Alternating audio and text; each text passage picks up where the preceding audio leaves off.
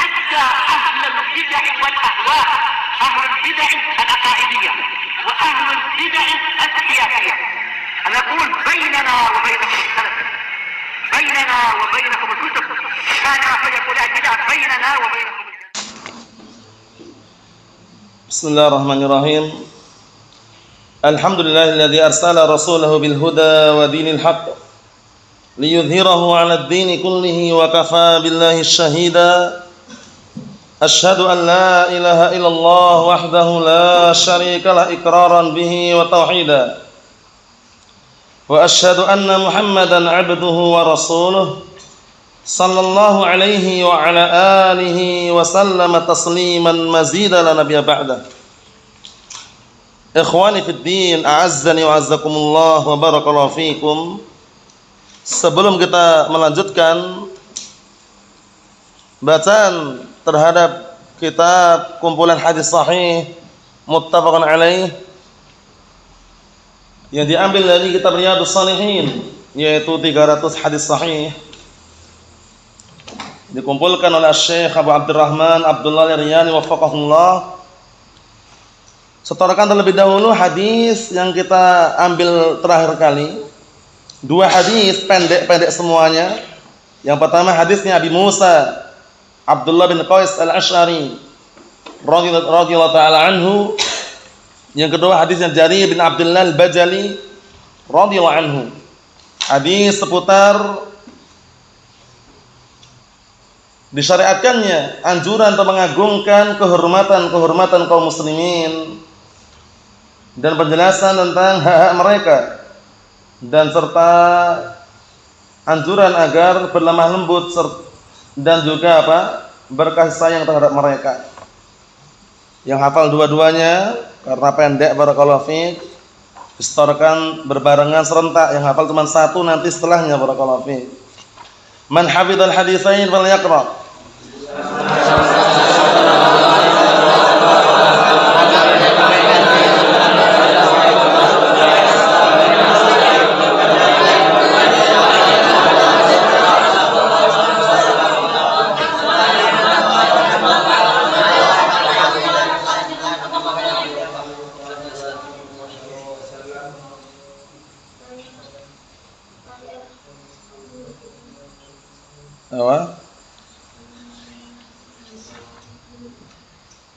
Yang mana? Man la yarhamnas la yarhamullahu azza wa jalla muttafaqun alaih. Naam, ahsantum barakallahu fiik, anakumullah. Kita lanjutkan barakallahu fiikum. Hadis yang berikutnya masih satu bab ya, bab dianjurkannya untuk mengagungkan kehormatan kaum muslimin, la ifrat wa la tafrit. Tidak berlebihan, tidak pula meremehkan. Karena bagaimanapun keadaannya selama dia itu masih muslim beragama Islam, jauh lebih baik dengan orang yang jujur tapi agamanya selain Islam. Kita lihat di sini barakallahu fiikum, kadang-kala mungkin orang mengira orang yang jujur itu walaupun agamanya bukan Islam nomor satu, belum tentu. Sejujur apapun kalau dia agamanya adalah selain Islam, tetap tempatnya di neraka. Tempatnya tetap di neraka. Tapi seorang muslim walaupun dia bohong, dusta atau tidak jujur, dia masih muslim. Masih ada barakallahu fiik, 6 unsur kehormatan yang harus kita letakkan di situ barakallahu fiik. Ia dinasihati, diluruskan, paham ya? Seperti itu. Tapi kalau orang yang beragama selain Islam walaupun sejujur apapun, la yanfa', tidak bermanfaat. Kita lanjutkan.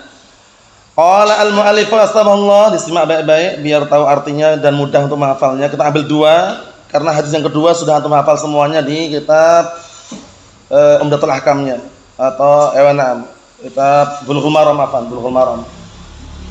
Kita baca an Abdullah bin Umar radhiyallahu ta'ala anhuma anna Rasulullah sallallahu alaihi wasallam qala al-muslimu akhul muslim la yadhlimuhu wa la yuslimuhu. Wa man kana fi hajati akhihi kana Allahu fi hajatihi.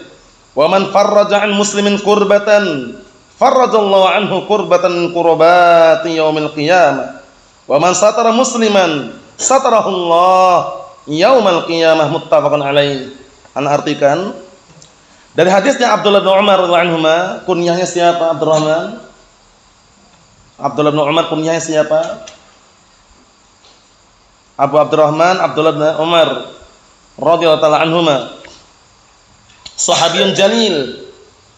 Yang waktu itu beliau kalau hadir di majelis ilmu, bapaknya seringnya ada. Seringnya dinukilkan seperti itu. Umar bin Khattab ada dan anaknya ada juga. Kisah apa itu yang sudah masyhur ma'ruf? Suatu ketika Rasulullah SAW bertanya tentang permisalan seorang mukmin, dipermisalkan seperti pohon. Pohon apa itu? Wamahi. Pohon apa itu? Abdullah bin Umar waktu itu terpetik di benaknya. Mau jawab tapi nggak jawab. Paham ya? Mau jawab tapi nggak jawab. Seorang mukmin dipermisalkan bagaikan pohon. Pohon apa itu? Nah, waktu itu Abdullah bin Umar terpetik di benaknya itu adalah pohon kurma, nakhlah, pohon kurma. Tapi beliau nggak jawab. Akhirnya setelah barakallahu fik semuanya terjadi, Rasulullah baru mengabarkan hiya nakhlah, itu adalah pohon kurma. Langsung anaknya itu Abdullah bin Umar cerita kepada bapaknya, Umar bin Khattab. Tadi itu sebenarnya anak tahu jawabannya itu. Tapi mungkin karena segan atau sungkan ya di situ orang-orang tua itu ya. Akhirnya Umar Khattab mengatakan, kalau seandainya kamu tadi jawab, niscaya itu lebih aku cintai daripada ini dan ini. Faham ya? Itu secara makna nukilkan seperti itu, menunjukkan bahwasannya semangatnya para sahabat dulu dalam mencari ilmu. Bapak juga ada, anaknya juga ada di situ. Paham ya? Nah, barakallahu fika. Kadang-kala seperti itu, terjadi sebagai motivasi. Paham ya? Nah, kalau seorang bapak ingin anaknya baik, otomatis barakallahu fik, jangan sampai yang baik cuma anaknya saja.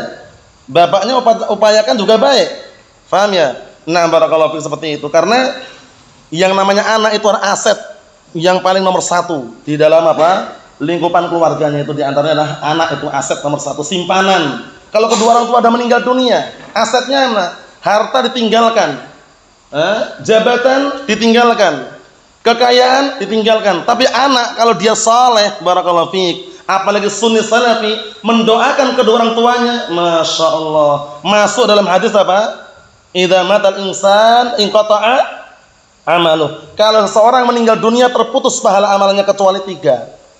Di antaranya apa? Wa waladin salihin yad'ulah. Anak saleh yang mendoakan kedua orang tuanya. Bayangkan itu. Aset. Paham ya? Harta simpanan. Sehingga jangan sampai disia-siakan ya barakallahu fiik. Nah, seorang anak kalau dia menjadi seorang sunni salafi, menjadi anak yang saleh mendoakan kedua orang tuanya, masya Allah, tidak terputus pahalanya. Nah, barakallahu fiik seperti itu. Ikhwani fi din, azza wa jazakumullah, barakallahu fiikum. Dari Abdullah bin Umar radhiyallahu anhuma bahwasanya Rasulullah SAW bersabda, al-muslim akhul muslim. Seorang muslim itu adalah saudaranya muslim yang lainnya. Muslim yang satu, saudaranya muslim yang satunya.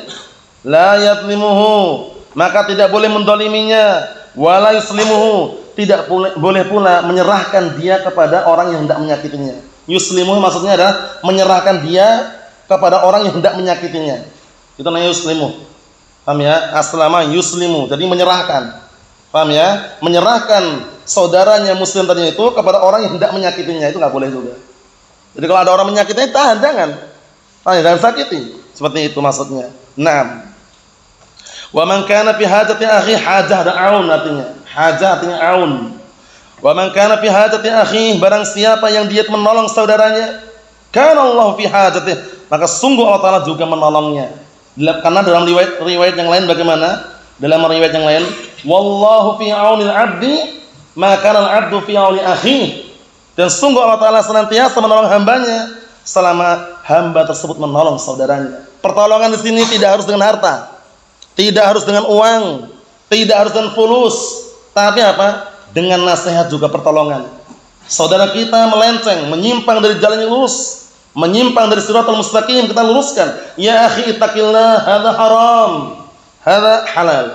Ya akhi ittaqillah, hadza bid'ah, hadza sunnah. Itu mengarahkan, membimbing dengan nasihat, itu juga termasuk apa? Menolong. Bukan berarti menolong harus pakai uang terus. Wah, si fulan enggak pernah menolong, lah kenapa? Enggak pernah bagi-bagi uang dia. Menolong itu tidak harus dengan uang, justru pertolongan yang paling utama yang menolong hatinya. Uang gampang barakallahu fiik. Harta sahal, Tapi hati barakallahu fiik itu butuh yang namanya pertolongan. Nah, ketika orang menyimpang dari jalan yang lurus, dia ingat ittaqillah hada haram. Kembalilah engkau pada jalan yang lurus. Dinasihati itu namanya apa? Pertolongan yang hakiki yang justru manfaatnya lebih besar. Nah, walaupun di antara pertolongan dengan harta atau yang semisalnya tapi tidak mengharuskan. Tapi pertolongan yang paling terpenting adalah menolong hati saudaranya agar tidak terjerumus ke dalam syubhat wasyahwat. Nah, kita lanjutkan, simak baik-baik. Wa man farraja an muslimin kurbatan, dan barang siapa, kondisikan. Nah, barakallahu fiik. Nah, dan barang siapa yang mengentaskan seorang muslim dari kesusahan, farraja mengentaskan, kurbatan kesusahan, barang siapa yang mengentaskan dari saudaranya muslim, saudaranya yang se-Islam, kurbatan kesusahannya, faradallahu anhu kurbatan kurbati yaumil qiyamah. Niscaya Allah Ta'ala entaskan kesusahan yang akan menimpa dirinya dari kesusahan-kesusahan yang ada di hari kiamat kelak. Paham ya? Farraja mengentaskan, membebaskan. Paham ya? Seperti itu. Nah, membebaskan dari apa? Mengentaskan dari apa? Mengentaskan atau membebaskan dari kesusahan yang menimpa saudaranya. Naam. Wa man satara musliman satarahu Allah yaumal qiyamah. Dan barang siapa yang menutupi aib saudaranya se-Islam, sungguh Allah Ta'ala akan menutupi aibnya di hari kiamat kelak. Nah, barakallahu fiik. Menutupi aib di sini barakallahu fiik pada asalnya adalah apa? Dalam rangka untuk menjaga kehormatannya dan juga muru'ah serta harga dirinya. Tapi kadang-kala ada aib yang boleh dibongkar. Paham ya? Dalam rangka isbatat dalam rangka apa? Untuk menetapkan apakah dia tersangka atau bukan. Dalam masalah mungkin kepolisian atau mungkin barakallahu fiikum ada kasus, paham ya? Di situ harus dibongkar semuanya. Bagaimana si fulan? Pencurinya yang mana? Siapa perampoknya? Itu yang kepalanya botak, kakinya pincang. Aib atau bukan itu? Aib. Paham ya? Kenapa dia boleh dibongkar? Dalam rangka isbatat, untuk menetapkan sebagai tanda-tanda pelakunya. Diperbolehkan ya. Wa illa pada asalnya jangan. Nah, jadi ini hadisnya kembali ke hukum asal semuanya. Antum tidak perlu mengkritik. Lah kalau ada seperti ini bagaimana? Rincian pembahasannya tersendiri.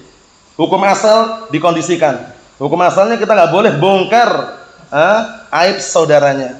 Paham ya? Nah, barakallahu fikum seperti itu. Tapi kalau dalam kondisi-kondisi tertentu kadang-kala diperbolehkan seperti apa tadi? Isbatat, untuk menetapkan siapa pelakunya, siapa yang tersangka. Paham ya? Nah, barakallahu fikum. Kadang-kala kan kepolisian nanya gitu. Bagaimana ciri-ciri perampoknya, pembegalnya? Nah, kita tahu si fulan itu punya aib gitu loh. Yang aib itu dengan aib itu orang yang tahu istilahnya apa akan diketahui pelakunya. Paham ya? Sebutkan si fulan yang pincang kakinya, kepalanya botak, hitam kulitnya misalkan. Itu kan termasuk perkara yang aib, tapi boleh di situ. Dalam kondisi-kondisi tertentu. Hukum asalnya tidak diperbolehkan. Mahfum insyaallah? Nah, dipahami baik-baik. Hadisnya ini sahih barakallahu fiik. Kesimpulannya dalam hadis yang mulia ini, hendaknya kita senantiasa menolong saudara kita. Nah, menolong saudara kita. Karena menolong saudara kita tidak mengharuskan antum punya harta atau punya uang. Antum punya ilmu, punya pemahaman tentang Al-Quran Sunnah, saudara kita butuh nasihat, kita nasihati. Butuh arahan, kita arahkan. Butuh bimbingan, kita kasih bimbingan. Itu juga termasuk bentuk menolong. Paham ya? Nah, barakallahu fiik. Disebutkan dalam hadis yang lain, Rasulullah alaihi salatu wassalam beliau mengatakan, "Man istata'a minkum an yanfa'a akhahu falyaf'al." Barang siapa di antara kalian yang mampu untuk memberikan manfaat bersaudaranya, maka hendaknya dia melakukannya. Memberikan manfaat tidak harus dengan harta, ingat baik-baik itu. Paham ya? Itu di antaranya. Tapi memberikan manfaat yang paling berharga adalah memberikan manfaat berupa ilmu. Dengan ilmu dia akan terjaga dan bisa menjaga hartanya. Tapi dengan harta belum tentu dia bisa menjaga ilmu. Makanya Ali bin Abi Thalib radhiyallahu anhu suatu ketika pernah menasihatkan kepada salah seorang namanya Kumail bin Ziyad. Namanya siapa? Kumail bin Ziyad rahimahullah. Ya Kumail, wahai Kumail, dengan semakna ana nukilkan ujungnya saja karena panjang. Nam al-ilmu khairun minal mal. Ilmu itu lebih baik daripada harta. Li'annal ilma yahrusuka wa anta tahrusul mal. Itu ungkapannya. Ali bin Abi Thalib menasihatkan Kumail bin Ziyad rahimahullah, ya Kumail, wahai Kumail, innal ilma khairun minal mal. Sesungguhnya ilmu itu lebih baik daripada harta. Li'annal ilma yahrusuka wa anta tahrusul mal. Dikarenakan ilmu menjagamu sedangkan kamu menjaga harta. Kita ini menjaga uang, harta. Perhatikan. Nah, barakallahu fikum. Na'am. Kalau kita bisanya jaga harta, tapi ilmu yang menjaga kita. Kalau kita punya ilmu, bisa menjaga diri kita dan harta pun terjaga juga.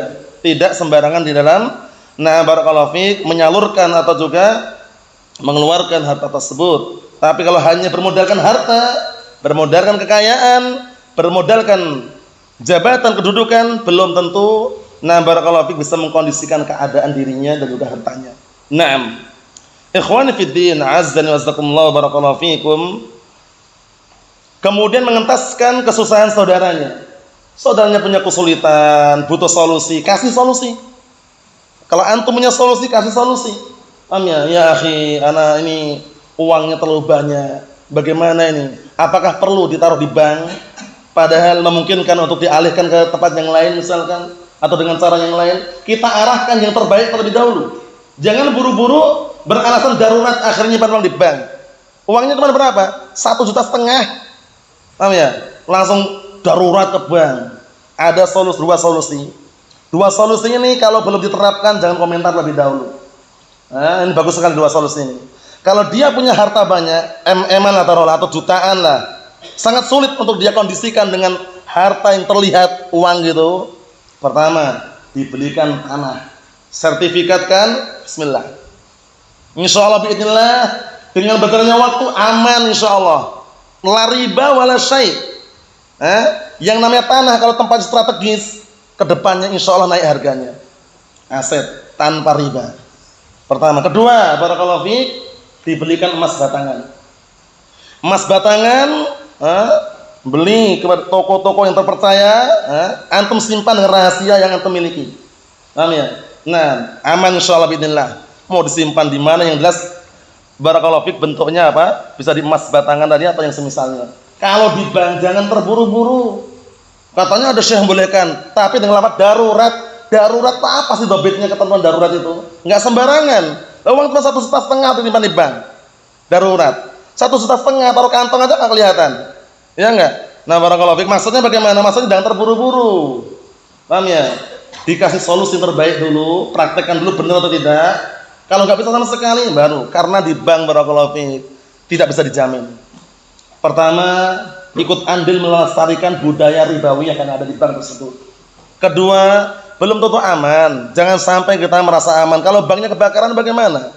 Paham ya? Dalam artian kalau secara global sudah menolong ribawinya, terkena imbasnya. Paham ya? Nah, kenapa kok ini dibicarakan barakallahu fiik? Karena banyak orang bermudah-mudahan, dikit-dikit simpan di bank, dikit-dikit tabung di bank. Hati-hati barakallahu fiik. Jangan sampai antum gara-gara bank bangkrut dunia akhirat. Paham ya? Nah, karena riba itu ngeri barakallahu fiik. Kalau orang udah nasihati riba haram, tahu riba kok malah nekat.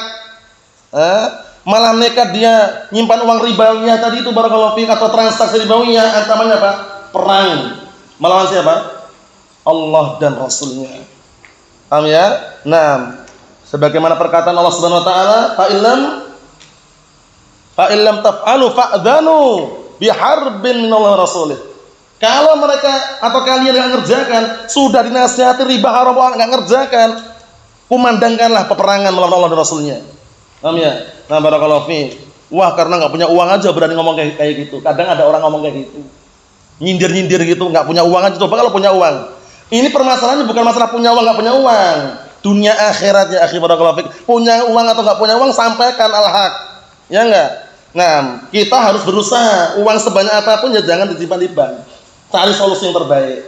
Bisa atau tidak kira-kira? Sangat bisa barakallahu fiik. Kalau nggak percaya buktikan sendiri. Kalau antum nanti misalkan beruang, paham ya? Sudah punya uang gitu banyak gitu, bingung nyimpannya, belikan tanah, sertifikatkan. Ya. Masih bingung lagi, belikan emas batangan, simpan di tempat yang rahasia. Selesai, aman insyaallah. Nggak percaya buktikan. Iya juga benar. Kalau nggak percaya buktikan. Nah, aman sudah ada kaitan dengan bank wal syai', walhamdulillah. Jadi menolong saudaranya barakallahu fik tidak harus dengan harta. Nasihat nomor 1. Nasihat nomor 1, ad-dinu an-nasihah. Agama itu benar-benar nasihat. Yang berikutnya, an Abi Hurairah radhiyallahu anhu qol, simak baik-baik ya. Sami'tu Rasulullah sallallahu alaihi wasallam yaqul, haqqul muslim al-muslim khamsun. Di sini khamsun. Riwayat yang lain situn, yang antum hafal situn. Yang antum akan setorkan nanti kan di Bulughul Maram ini kan, Kitabul Jami' dan Babul Adab. Ewa. Yang khamsun tinggal antum ngapalnya khamsun, kurangnya 1, situn dah hafal. Berarti kan tak baca 2 karena apa? Mudah yang 2 ini ya. Nah, kita lihat. Naam. Haqqul muslim al-muslim khamsun, raddus salam, wa iyadatul marid, wa ittiba'ul janaiz, wa ijabatud da'wah, wa tashmitul 'atis. Muttafaqun alaih. Disimak baik-baik ya. Dari hadis Abi Hurairah radhiyallahu anhu, siapa namanya Abu Hurairah radhiyallahu anhu? Antum? Abdurrahman Sakhr Ad-Dawsi radhiyallahu anhu. Ahsan. Termasuk penghafal hadis yang paling banyak riwayatnya. Naam barakallahu fiik. Sebutkan pantunnya dengan suara yang tegas, lantang, terang benderang antum.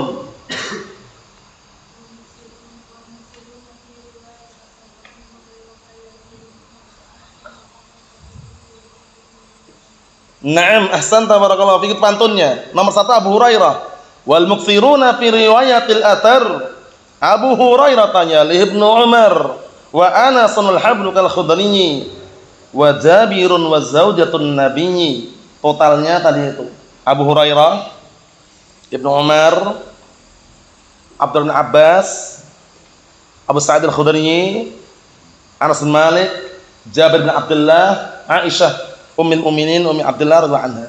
Mafhum? Nah, pantunnya dihafalkan pantunnya. Yang belum hafal mengkondisikan. Sering muncul itu ya dalam ilmu mustalah atau dalam ilmu-ilmu yang lain kadang muncul. Maksudnya apa? Kumpulan para sahabat yang paling banyak periwayatannya. Naam. Kita lanjutkan barakallahu fiik. Aku mendengar Rasulullah SAW bersabda, haqqul muslim al muslim khamsun. Hak seorang muslim atas muslim yang lainnya ada 5. Pertama, raddus salam, jawab salam. Karena yang wajib pun jawabnya, memulainya mustahab. Paham? Dari telah kemarin kan? Yang wajib apa? Yang wajib apanya? Jawabnya atau mulainya? Jawabnya atau mulainya? Jawabnya. Memulainya mustahab. Dikondisikan itu ya. Nanti kita lewati semuanya. Raddus salam, menjawab salam. Membalas salam. Semakin sempurna dia jawab barakallahu fi, semakin apa? Semakin bagus. Nah, semakin sempurna semakin bagus. Naam. Semakin sempurna jawabannya semakin bagus. Assalamualaikum. Waalaikumsalam warahmatullahi. Bagus. Tambah sempurna lagi. Waalaikumsalam warahmatullahi wabarakatuh. Kan 10, 20, 30 kan pahalanya. Semakin sempurna 30. Paham ya? Nah, barakallahu fi. Sebagaimana perkataan Allah Subhanahu wa taala, wa idza huyitum bi tahiyyatin fahayyu bi ahsana minha aw rudduha. Apabila kalian diberikan salam penghormatan dengan suatu salam, maka balaslah dengan yang apa? Dengan yang lebih baik atau yang semisalnya, dikembalikan semula. Assalamualaikum. Waalaikumsalam. Assalamualaikum. Waalaikumsalam warahmatullahi wabarakatuh. Bi ahsana minha. Faham ya? Naam. Yang kedua, wa iyadatul marid, mengunjungi orang sakit kalau memungkinkan.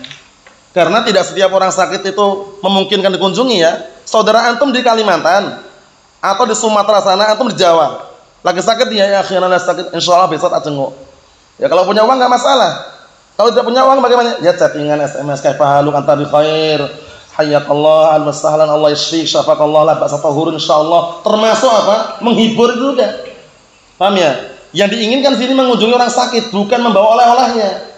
Paham ya? Jangan sampai antum salah paham, wah si fulan jenguk enggak bawa oleh-oleh. Yang paling inti bukan oleh-olehnya itu, doanya, hiburannya itu. Perkara dia bawa oleh atau bawa oleh-oleh atau tidak itu bonus aja itu. Paham ya? Yang paling inti apa yang terpenting? Doanya, bukan bawa oleh-olehnya. Nah, kalau antum dijenguk misalkan antum dijenguk kemudian ada orang bawa oleh-oleh yang jenguk antum. Diterima atau ditolak oleh-olehnya? Terima enggak masalah. Kita enggak minta kan? Tapi kalau dia enggak bawa kosongan ini, kosongan. Assalamualaikum. Tapi khair ya akhi, alhamdulillah. Allah yashfi. Itu yang kita butuhkan, doanya tadi.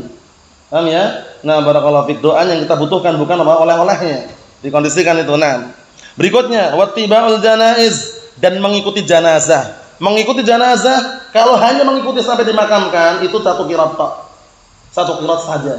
Tapi kapan biar dapat 2 qirat? Nyolatkan dan mengikuti jenazah sampai dimakamkan. Falahu qiratan.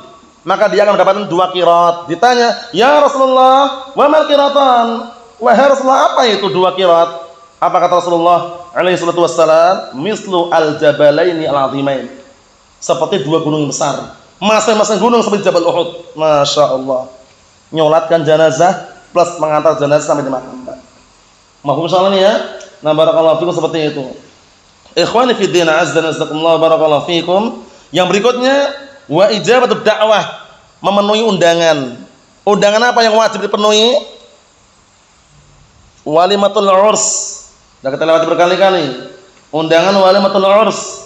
Undangan walimatul urs itu yang wajib dipenuhi. Ada undangan yang lainnya mustahab. Walimatul khitan atau undangan akikahan itu mustahab. Tapi kalau walimatul urs, sebagaimana dalil yang sahih yang sering kita dengar, idza du'iya ahadukum ilal walimah falyatiha.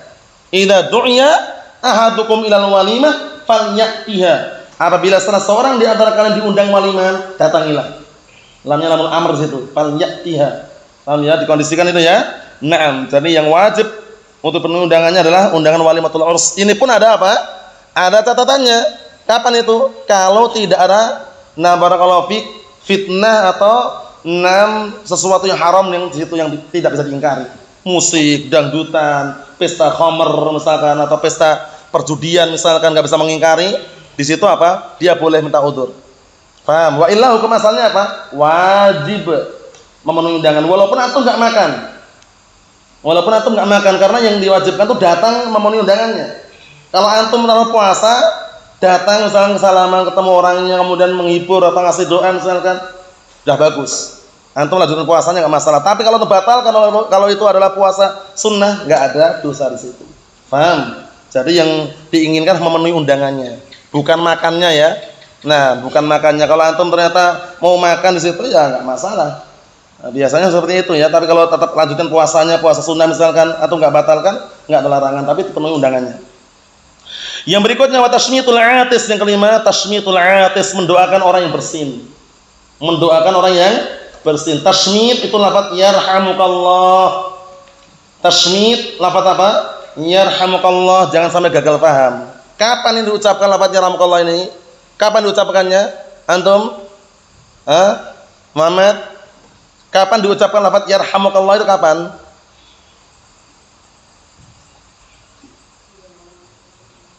Naam, itu penting syaratnya itu. Kalau orang yang bersin itu baca alhamdulillah. Jadi kalau yang bersin dia majang ini, antum enggak dianjurkan dengan yarhamukallah, enggak ada. Paham ya? Nah, tapi kapan dianjurkan?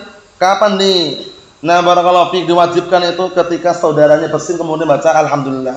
Alhamdulillah yarhamukallah. Paham ya? Seperti itu. Adapun kalau bersin kemudian dia diam, saudaranya tidak dianjurkan baca yarhamukallah sampai dia baca alhamdulillah.